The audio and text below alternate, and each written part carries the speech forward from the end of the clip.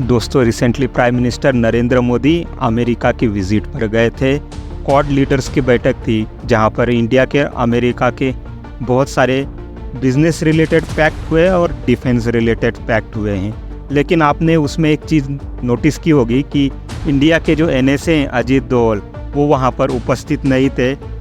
वो वहाँ पर उपस्थित क्यों नहीं थे उसके बारे में थोड़ा सा जानकारी जान लेते हैं। लेकिन उससे पहले आपने हमारा channel trans media forum like और सब्सक्राइब नहीं किया है तो अभी आपसे रिक्वेस्ट है, तुरंत नीचे दिया गया हुआ सब्सक्राइब बटन दबा के ट्रांस मीडिया फोरम लाइक और सब्सक्राइब कर दीजिए। दोस्तों, भारत के NSA अजीत डोभाल साहब ये इंडिया में रह के फ्रांस के जो गवर्नमेंट के प्रतिनिधि थे उनके साथ इंडिया फ्रांस के साथ जो डिफेंस टाइज अप करने वाला है, डिफेंस प्रोडक्ट पर और डिफेंस रिलेटेड चीज़ों पर जो एग्रीमेंट करने वाला है उसकी रफ फ्रेमवर्क बना रहे थे। उसका एक जो डील होती है उसके ऊपर निगोशिएशन कर रहे थे। अब न्यूज़ निकल के सामने आई है कि NSA अजीत डोभाल 2 दिन की फ्रांस की राजधानी पेरिस जाने वाले हैं 30 सितंबर और 1 अक्टूबर को। वहाँ पर वो फ्रांस के साथ डिफेंस रिलेटेड डील पर साइन करने वाले हैं। तो फ्रांस इंडिया को क्या क्या, अब यहाँ पर जो डिफेंस डील साइन होने वाले इंडिया को क्या क्या मिलने वाला है उसके बारे में जानकारी ले लीजिए। इंडिया को चाइना का डर दिखा के बहुत सारे वेस्टर्न कंट्रीज़, रशिया कहिए, ये वेपन्स सालों से बेचते आए हैं, चाइना हो या पाकिस्तान। अब पाकिस्तान पीछे रह गया, अब इंडिया आगे रहे। इंडिया के सामने चाइना बड़ी चुनौती उभर कर सामने आया है। तो इंडिया को ये जो डिफेंस प्रोडक्ट है लेना लाजमी हो जाता है। तो क्या क्या डिफेंस पैक्ट साइन होने वाले हैं अजीत डोभाल साहब की तरफ से फ्रांस की गवर्नमेंट के साथ, उनके प्रतिनिधियों के साथ देख लेते हैं। सबसे पहले इंडिया का जो AMCA प्रोजेक्ट लटका हुआ है इंजन के लिए, इंडिया दर बदर AMCA प्रोजेक्ट के इंजन के लिए घूम रहा है क्योंकि इंडिया के पास वो टेक्निक नहीं है, टेक्नोलॉजी नहीं है कि वो ऐसा 5th जनरेशन एयरक्राफ्ट का इंजन बना सके। इस इंजन को फ्रांस टेक्नोलॉजी के साथ इंडिया को देने के लिए एग्री हो गया है। तो AMCA को जो इंजन मिलने वाला है उस पर साइन होने वाला है। साथ ही साथ इंडिया को न्यूक्लियर सबमरीन्स की टेक्नोलॉजी भी ट्रांसफ़र करने वाला है फ्रांस, और उसमें डेवलपमेंट करने के लिए भी हेल्प करने वाला है। और अनमैन्ड अंडर वाटर व्हीकल, ये भी इंडिया को जो अंडर वाटर का वॉरफेयर होता है वो सारा डेवलप करने के लिए, बनाने के लिए, और उसमें 100% ये जो चीज़ें मैंने आपको बताई है 100% ट्रांसफ़र और टेक्नोलॉजी होने वाली है।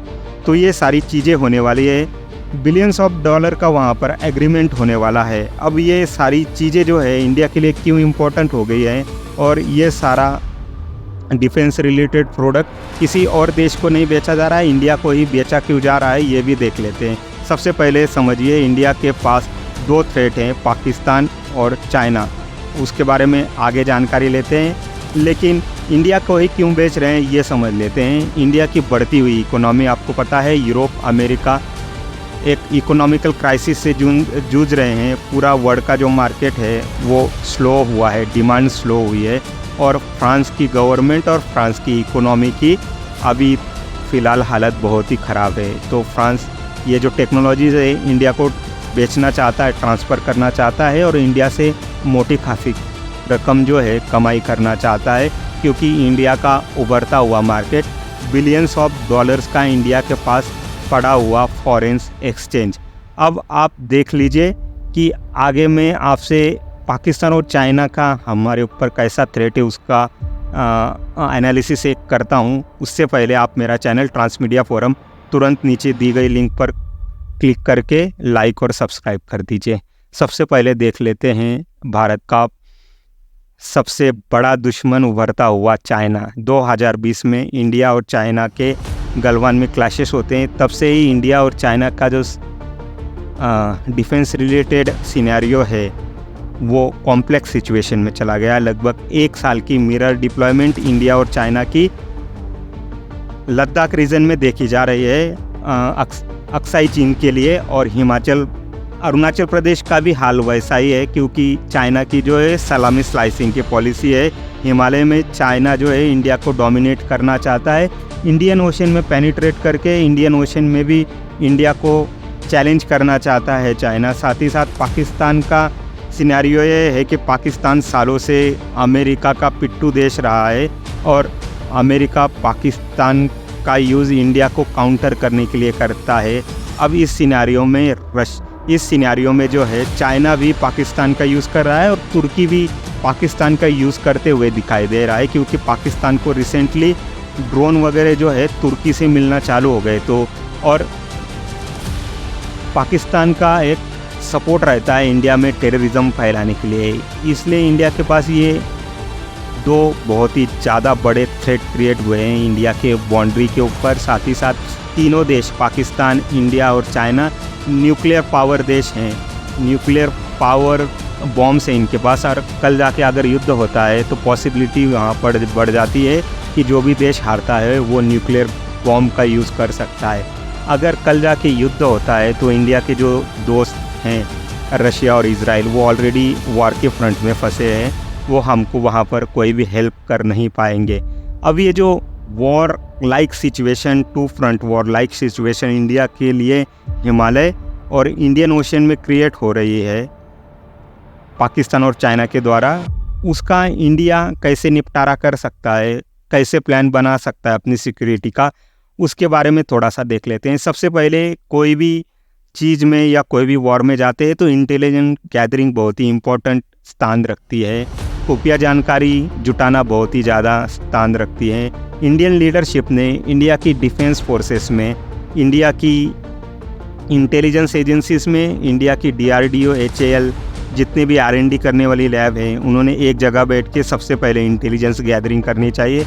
उसके बाद युद्ध की पॉसिबिलिटी कितनी है उसका एनालिसिस करना चाहिए और किस टाइप का वॉर होने वाला है, साइबर वॉर होने वाला है, डोमेस्टिक वायलेंस क्रिएट करने वाले इंडिया में, या इंडिया में टेरर अटैक होने वाला है, सलामी स्लाइसिंग होने वाली है, उसका एनालिसिस करना होगा। उसके बाद हमको प्लानिंग करनी होगी, एक प्रिपेयरनेस बनाना होगा, एक युद्ध की तैयारी करनी होगी और उसके लिए इनोवेशन और R&D करना होगा।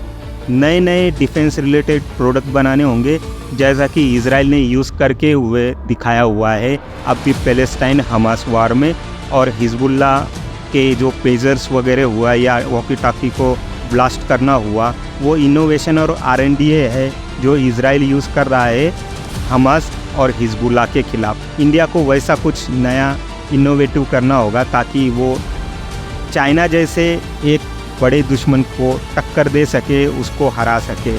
अब इस सारे सिनेरियो में इंडिया 56,000 करोड़ खर्च करके राफेल का मरीन वर्जन जो है उसको 26 की मात्रा में क्यों खरीद रहा है, उसका कोई भी औचित्य, उसका कोई भी पॉजिटिव रीज़न हमको नहीं दिखाई दे रहा है, क्योंकि इंडिया के पास ऑलरेडी 4.5 जनरेशन के राफेल, Su-30 MKI, तेजस MKI और मिराज 2000, वो तो 4th जनरेशन एयरक्राफ्ट है। ये सारे अवेलेबल होने के बावजूद इंडिया राफेल का मरीन वर्जन 4.5 जनरेशन का एयरक्राफ्ट क्यों खरीद रहा है, वो भी इतनी सारी अमाउंट दे के।